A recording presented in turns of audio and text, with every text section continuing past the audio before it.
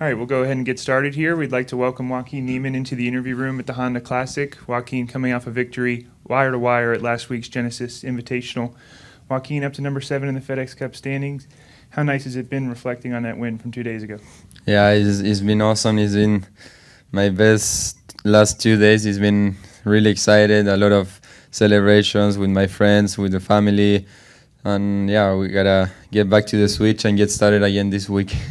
Making your fourth start here at PGA National, do you feel like this is a golf course that sets up for you to continue the strong run of success that you're Yeah, on? this is one of is a really tough course. I think we start the year in really difficult courses like Torrey, Riviera. This one this week, Honda, and I always enjoy playing here because I can stay in my own bed. Had a lot of friends out here, so they will be watching me, following me. So it's one of those weeks that I really enjoy playing, and yeah, it's fun also because I have all my friends here. All right, we'll take a few questions from the media. We'll start right here in front. Joaquin, I'm Tom D'Angelo from the Palm Beach Post. How did you celebrate? And were your support group that was on the 18th there at Genesis, were they part of that? The players? Yeah, there was some of them. They were part of it. You said everybody saw on the videos. The Sergio, Johnny, Carlos, Sebastian, Mito. They were all there waiting for me on 18, and we were lucky enough to fly almost all together back here to Palm Beach and have a good celebration on the plane. And yeah, also we kept going a little bit on when we arrived, but other than that, we recharged our batteries, trying to sleep a little bit later today so I can get back to that rhythm and get back to workouts and practicing and get ready for this week. And I also want to ask you, I saw what you said you had to, at one point this year, earlier in the last year, you had to reset and refresh. Why did you need to do that, and what did you do to reset and refresh? Yeah, I think for all the Latinos that obviously we are not from America, but we live here. I think it's different not being in your home country, not having all this. It's not the same culture. Obviously, you don't have the same friends that you used to have in Chile. So it's nice to go back every once in a while and try to spend time with them. Try to do different things that I used to do when I was living there when I was 16, 17, and try to have a little bit of more of those moments outside the golf course where I can recharge some batteries with my friends, going to the beach, be on the lake with my family, just do different stuff other than golf. And because during the year we played so much that all I think about in my head is golf, how I get better, how when you're playing bad, how tough it is. And I think going back there, it doesn't matter how bad or good you're playing, you just don't care and you're having a great time. Other questions for Joaquin? Steve? Without giving up your address, how long does it take you to get here from your What? house? Without giving up your address, how long does it take you to Well, it get here? depends on the car. No, it took probably less than 10 minutes. Have you given any thought, if memory serves, you missed the Masters last year because of COVID? Yeah. You're going back. Have you given any thought about going back to the Masters? Yeah, so I missed the Masters, the one that it was in November. So I was able to play the one last year in April. And yeah, I think I didn't miss much of the Master. It's not the same Master in November with no crowds, and having it in April is totally different. So I think it wouldn't hurt a lot more if I missed the one in April. Shane? Joaquin over here. While you were winning at Riviera, there was obviously a lot of drama in the golf world about everything that was happening with the Saudi Golf League. I know not every player is quite eager to comment on this, but I did want to get your perspective if you felt like sharing. Yeah. Obviously, me as a professional golfer, I would like to be on top of the world ranking, and I'll be playing wherever the best players are. So I think they all know where they're going, and I think there is nothing better than winning a PA Tour tournament. So I think, yeah, that's where I like it and where I would like to be. Thank you. George? Speaking of winning a PGA Tour tournament, you win your first, and then it's a 2.5-year gap until your second. And now you have 2 wins. You're going to be on that short list, players 25 or younger with multiple wins on the PGA Tour. And then we in the media start projecting what you can do over the course of a career. What do you think you're capable of? What's next? Yeah, after the first win, it took a while to get. I was really close in 3 second places, 2 playoffs, and to finally get it done after those 3 second places, it feels amazing. And obviously winning at Riviera, of how big that tournament is, all the players that they were playing that year, it made me prove a lot of things, and knowing that winning there, I think you can win anywhere. So I think that's gonna be a good boost of more confidence for what is coming. And yeah, I mean, if I keep playing the way I played that week, I know I could be on the top. Front. Joaquin, you moved here 3 or 4 years ago, joined membership at Die Preserve, and I think you're also a member medalist. Just what brought you here, and how much do you think it's helped your game improve, being able to live down here and be a member at places like Die and the medalist? Yeah, I always liked Florida. I always wanted to be here. And yeah, it was an easy decision when I turned pro. I wanted to come here in Palm Beach because I know the best courses are around here, especially where I practice, and knowing that I'm going to have the best facilities during the whole year, as the same as we played on PA Tour tournaments. I know it will prepare me better, because where I grew up, I mean, in Chile, we don't have the same surface, the same grass, same mountains, so it's not the same. And get used to good grass, tight lies into the grains, Bermuda. I think it helped a lot my game during these last 4 years. And just being able to play with fellow pros. Yeah, I like going out here and play. There is a lot of members where I practice, a lot of professionals where I practice that we play some games together. I also like to bring my friends from Chile and bring them to play with me. So yeah, I think we got also a big group of Chilean players here in Palm Beach where we play a lot together. Steve?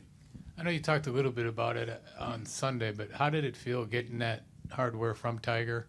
And do you talk to Tiger much or run into him much out here? Yeah, it was so loud when we were walking down the stairs that I asked him a few things, but yeah, it wasn't much going on with all the crowd going crazy with Tiger. It was the first time they see Tiger after probably his accident, and yeah, it was something amazing to be there at that same time with Tiger receiving the trophy. That Tiger has been my idol since I started playing golf.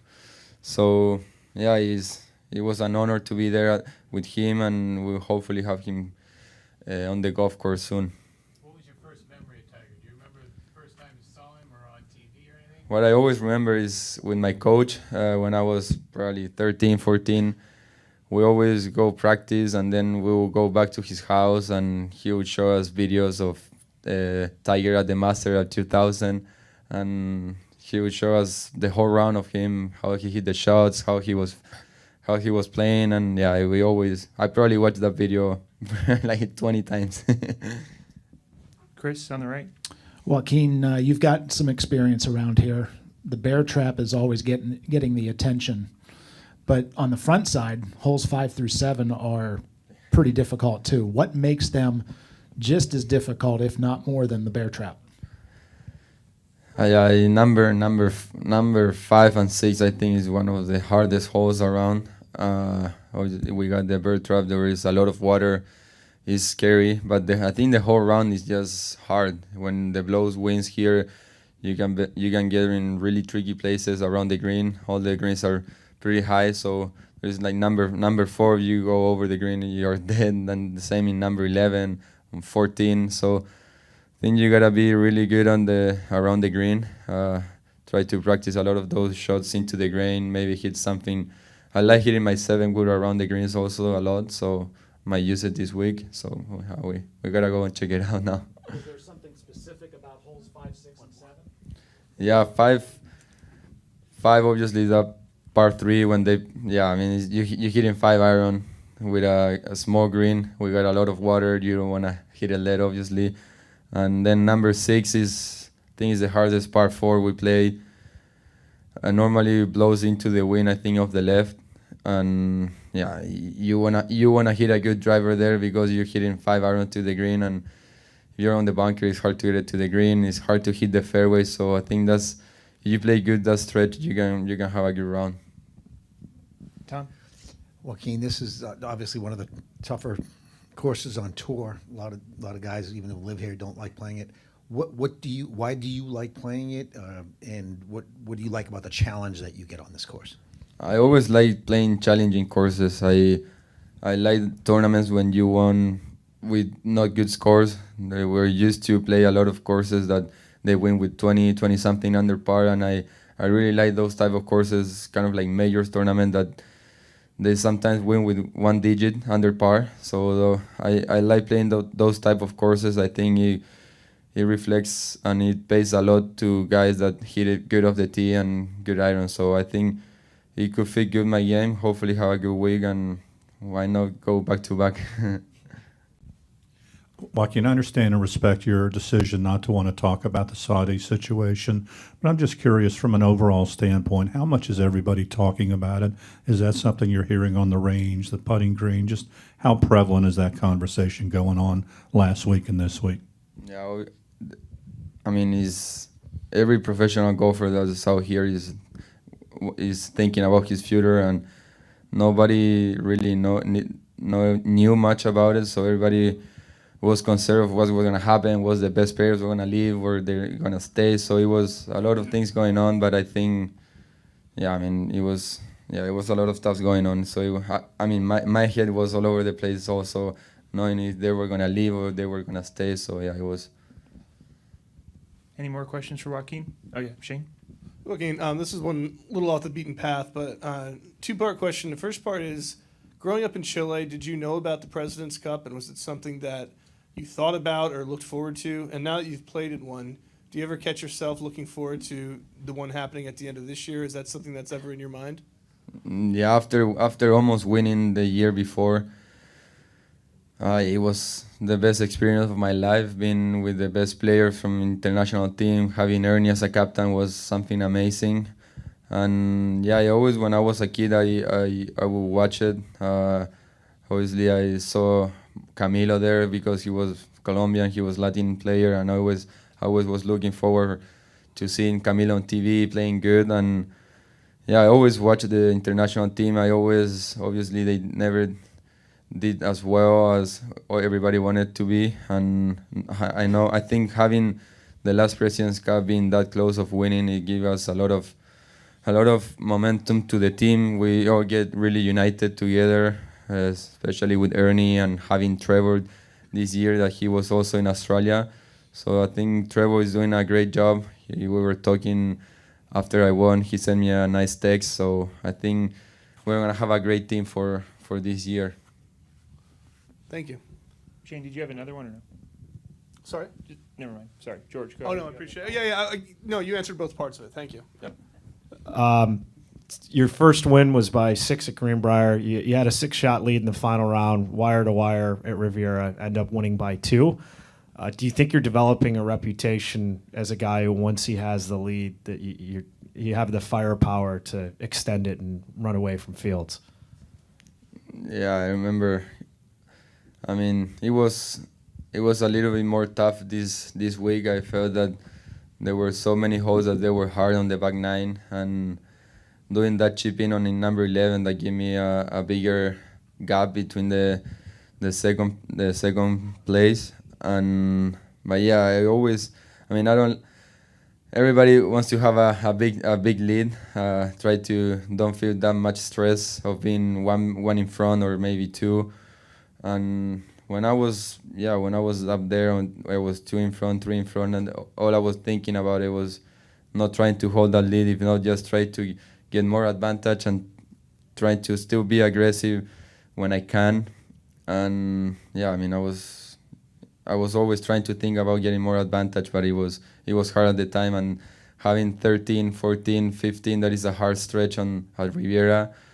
And I didn't play as well as I wanted to play those holes, but it was nice to have that big advantage there.